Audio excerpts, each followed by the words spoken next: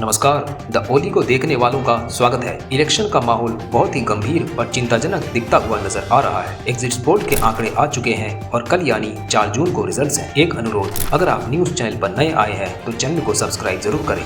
English news के लिए हमारी वेबसाइट www.theoli.com पर विजिट करें। अब समाचार विस्तार से शुरू करते हैं। एकदम शुरुआत से तो चुनाव लड़ा जा रहा है लोकसभा 2024 की 543 सीट्स पर। चिंता का माहौल है। देश का सबसे बड़ा चुनाव है। दो मजबूत खिलाड़ी आमने सामने हैं, एनडीए और इंडिया अलायंस।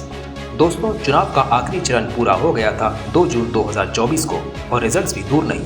4 जून यानी कल फैसला आ जाएगा कि कौन करेगा भारत में राज। लेकिन एग्जिट पोल के आंकड़े पहले ही आ चुके हैं। इनके आंकड़ों पर पूरी तरह से भरोसा करना या निर्भर होना तो उचित नहीं है, लेकिन फिर भी एक अंदाजे के लिए आंकड़ों को देखा जा सकता है। आंकड़े बहुत ही एक तरफा हैं। बीजेपी का गठबंधन एनडीए की सरकार बनते हुए साफ नजर आ रही है। एग्जिट पोल्स के आंकड़े के हिसाब से इंडिया अलायंस की शायद हो सकती है हार। दोस्तों, अगर कुछ पिछला रिकॉर्ड देखा जाए तो देश में शायद सब कुछ ठीक नहीं चल रहा था। चुनाव आयोग ने वोटर्स का डेटा देने से मना कर दिया था। चुनाव आयोग ने डेटा जो 2 दिन में अपलोड करना था उसको अपलोड करने में 20 दिन लगा दिए थे और यहाँ तक कि वोटों में वृद्धि भी सामने आई।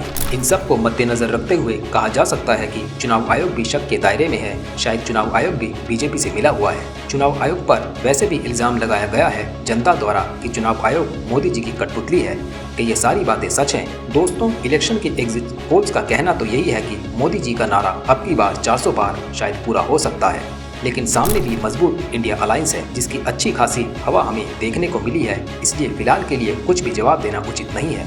बात करें चुनाव आयोग की तो हो सकता है कि चुनाव आयोग पर भारी आरोप लगा दिए जाएं। रिजल्ट्स के बाद शायद इंडिया अलायंस या जीतने वाली पार्टी ईवीएम मशीन की जांच की मांग कर सकती है और इस कारण चुनाव आयोग को हो सकता है कि लगाने पड़े सुप्रीम कोर्ट के चक्कर। एक मामला तो यह भी सामने आया था कि एक वोटिंग पोल पर बीजेपी की प्रचार सामग्री भी प्राप्त हुई थी। दोस्तों, जनता और पार्टीज को बेसब्री से इंतजार है रिजल्ट्स का। दोनों ही तरफ 15 भारी नजर आता हुआ और दोनों ही तरफ भरपूर आत्मविश्वास भी नजर आ रहा है। दिल्ली के मुख्यमंत्री अरविंद केजरीवाल ने भी तिहाड़ जेल में जाने से पहले यही कहा था कि एग्जिट पोल्स के आंकड़े गलत हैं और फर्जी हैं और अपने साथियों को हौसला न हारने और आखिरी तक काउंटिंग पर रहने को कहा। साथ ही साथ बताया कि ईवीएम और वीवीपैट मशीन्स के स्लिप्स को जरूर मैच करवाएं। दोस्तों, सारे एग्जिट पोल्स का आंकड़ा एक तरफा है और एनडीए की जीत की ओर इशारा कर रहे हैं, लेकिन जनता का कहना है कि मोदी जी बहुत ही आत्मविश्वास में है और हर बार की तरह वो अब भी 3 दिन से पाठ पूजा में लगे हुए हैं। कहीं ऐसा तो नहीं कि चुनाव आयोग का कुछ खेल खेल कर बैठे हैं मोदी जी।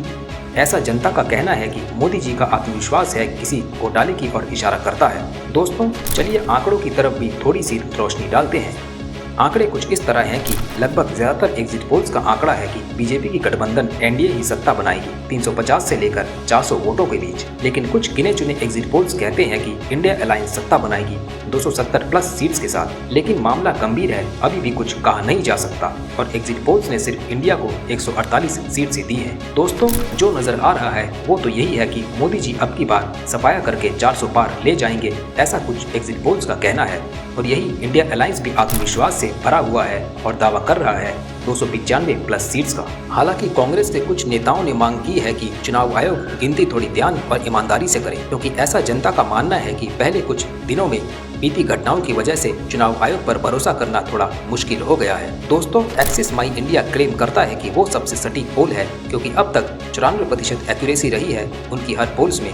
2019 से उनके आंकड़े कुछ इस प्रकार हैं। दिल्ली 7, एनडीए 6 से 7, इंडिया 0 से 1, मध्य प्रदेश 29, एनडीए 29, इंडिया 0 से 1, गुजरात 26, एनडीए 25 से 26, इंडिया 0 से 1, Himachal Pradesh 4, NDA 4, India 0, Uttarakhand 5, NDA 5, India 0, Assam 14, NDA 9 से 11, इंडिया 2 से 4, Tripura 2, NDA 2, India 0, Tamil Nadu 39, NDA 3 से 4, इंडिया 33 से 37, कर्नाटका 29, एनडीए 25 से 29, इंडिया 3 से 5, केरला 20, एनडीए 2 से 3, यूडीएफ 17 से 18, एलडीएफ 0 से 1, तेलंगाना 17, इंडिया 4 से 6, अदर 0 से 1, आंध्र प्रदेश 25, एनडीए 20, वाईएसआरसीपी 2 से 4, कांग्रेस 0, छत्तीसगढ़ 11, एनडीए 10 से 11, इंडिया 0 से 1, पंजाब 13, एनडीए 2 से 4, इंडिया 7 से 9, महाराष्ट्र 48, एनडीए 28 से 30, इंडिया 12 से 20, अदर्स 0 से 1, वेस्ट बंगाल 42, एनडीए 26 से 30, टीएमसी 11 से 14,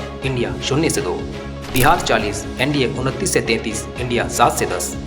दोस्तों आंकड़े सामने हैं आपके और सारे आंकड़े एक ही तरफ इशारा कर रहे हैं कि एनडीए की सरकार बनने वाली है। लेकिन दोस्तों सभी एग्जिट पोल्स का एक ही बात कहना और गलत होना थोड़ा मुश्किल है। लेकिन ऐसा कई बार हुआ है कि आंकड़ों के विपरीत रिजल्ट्स आए हैं दोस्तों। लेकिन कांग्रेस के कई नेताओं का कहना अभी यही है कि एग्जिट पोल सिर्फ मनोवैज्ञानिक खेल है, ताकि रिजल्ट्स आने पर अगर चुनाव आयोग कोई घोटाला कर दे तो उस पर कोई सवाल न उठाए। बड़ी खबर सामने आ रही है कि कांग्रेस नेता जयराम रमेश ने ट्वीट के माध्यम से बताया है कि गृह मंत्री जी ने सुबह से 150 अफसरों को कॉल लगाई है। शायद माहौल बनाने की कोशिश की जा रही है और अफसरों को धमकाया जा रहा है। अजय माकन ने भी ट्वीट कर बताया कि उन्हें खबर है कि पार्टियों के काउंटिंग एजेंट्स को एआरओ टेबल पर नहीं बैठने दिया जाएगा। इतिहास में पहली बार चुनाव आयोग ने जवाब में शक दूर करते कहा कि ऐसा कुछ नहीं होगा। दोस्तों फिलहाल आंकड़े ही यही आए हैं, रिजल्ट का दिन दूर नहीं, केवल कल तक का इंतजार करिए और जानिए अब की बार सत्ता कौन बनाता है। दोनों ही पार्टी एनडीए और इंडिया आत्मविश्वास से भरपूर है। एग्जिट पोल्स के रिजल्ट में एनडीए की जीत के बाद भी इंडिया अलायंस दावा कर रही है 295 सीट्स लेकर आने का। आज के लिए इतना ही। न्यूज़ अपडेट के लिए बेल आइकन को दबा दें और चैनल को सब्सक्राइब, लाइक, शेयर जरूर करें। आपका कीमती समय देने के लिए धन्यवाद।